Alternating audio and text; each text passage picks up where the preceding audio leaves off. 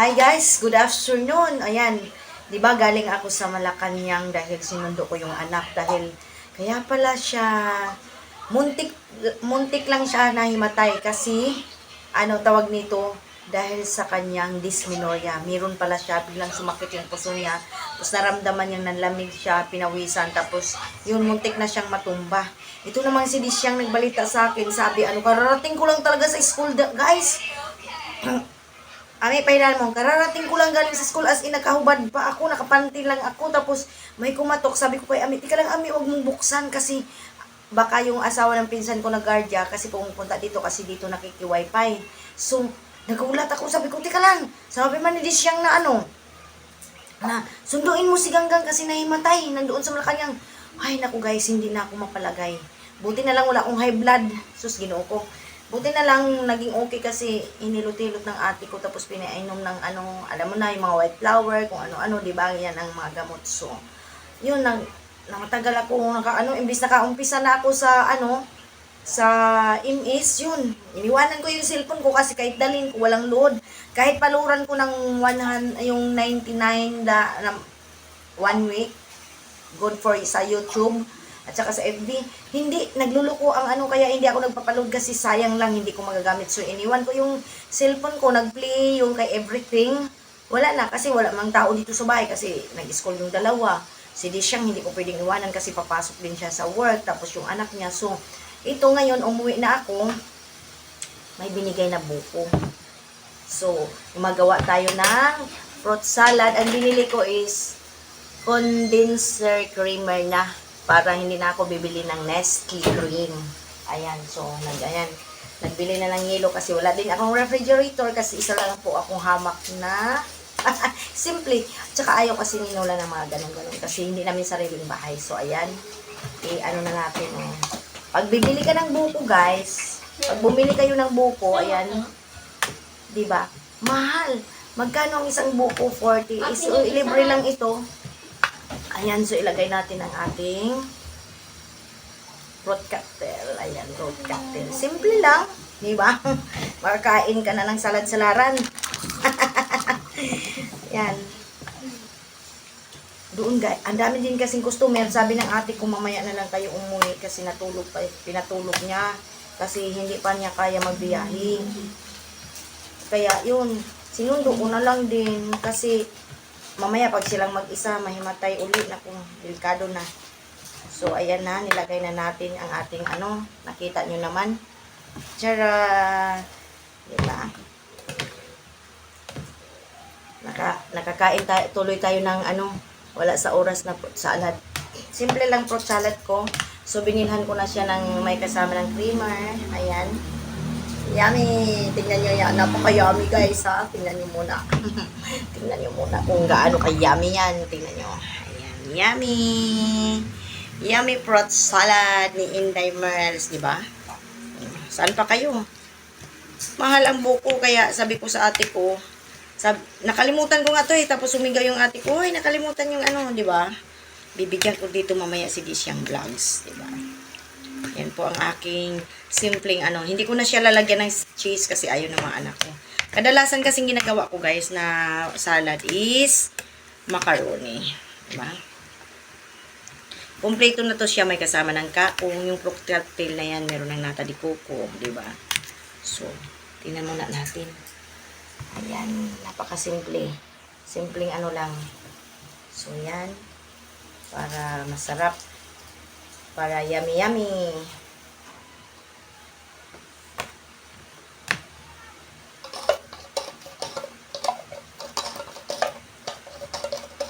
Para hindi na magdoble yung creamer nyo, na bibili pa kayo ng creamer. So, bibili ka na lang ng condensed, sweetened condensed creamer na.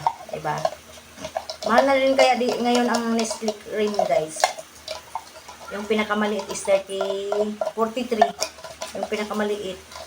Tapos yung sumunod na sa 70 plus na ata. 70 plus. So, diba? Makakain tayo ng salad today. This is my simple salad. Diba? Yummy yummy. Palamigin. Pagkatapos ng palamigin, kain-kain na. Paborito pa naman ni Nolan yung mga ganito, guys. Napaka-paborito ni Nolan yan. Wala siya. Sorry ka, Nolan, kasi wala tayong refrigerator. Meron lang akong simpleng refrigerator, guys. Papakita ko sa inyo mamaya kung paano maglagay.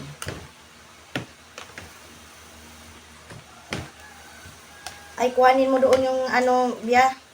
Yung foam. Kuhanin sa Bia. Tikman nga natin yung guys kung masarap na.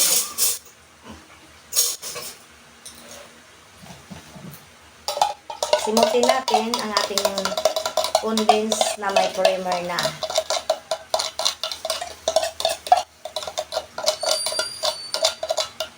Halagang 100 pesos lang to, guys. Pero pagkasama ng buko, kasi ang buko, equivalent to sa 3 buko, tag 40, 120. Diba? Tikman muna natin. Sarap, parang, ay naku, mamigay tayo, guys. Diba? Tikman muna natin. Tikman muna natin. Saburan natin kasi ano. Yummy. Sarap. Sarap na, guys. Pamilya na lang natin.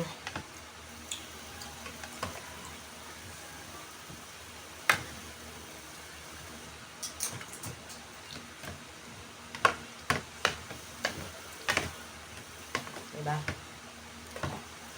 Hindi ako nakapag-ano sa MS talaga. Busy. Ngayon lang akong hapon umuwi. Kasi pinapahinga ko pa yung anak ko, guys. Tinulungan ko rin yung ate ko kasi maraming customer. Sobrang daming customer. Kaya need kong tulungan yung ate ko, guys. Kasi pag may kailangan ako, madali lang din naman maka-ano yung ate ko, guys. So, yan. Tingnan natin kung anong paglalagyan natin, no. So guys, ilipad na natin ang ating salad kasi atin nang palamigin. Ayan. Atin na po siyang palamigin.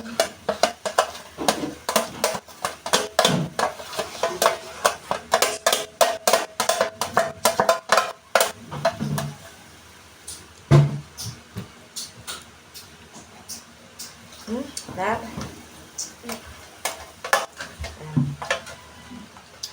Super sarap. Harap. Yummy. Yummy salad. Diba? So, ang teknik mo ni Ate Inday, kuha mo muna ako ng asin, Bia. Ng asin ko. Wala po kaming refrigerator. So, ito ang teknik natin, no? Ilagay natin yung yellow dito. Ito. Yung ice. Yan. Ilagay natin. Then, guys, lagyan po siya ng asin. Para, ang sekreto kasi, para hindi matunaw ang yelo, asin po ang nilalagay niyan, guys. Asin. Yung mga nagtitinda ng sorbites, asin po ang nilalagay. Ayan. No need ako ng rep kasi, ayaw ni Nolan. Saka nalagyan. Oo, namamaya na. Ayan. Mamaya kain ka salad. Ayan, so, malabagin natin siya, guys. So, mabili lang tayo. Oo, mabibili. Tika lang. So, ayan. Dito din naman, lagyan mo rin ng asin para hindi po siya matunaw kaagad. Para hindi po matunaw kaagad yung tawag nito. At ipapakita ko sa inyo kung anong forma na. Tapos, guys, pagkatapos nyan, lagyan nyo po ng tila yung ibabaw. Kasi, need talaga ng asin kasi, yan ang natutunan ko, guys, nung nagtitinda kami sa Nits. Yan. Ganun lang po, lalamig yan, tapos kakainin mamaya. Diba? Teka, may tayo dyan.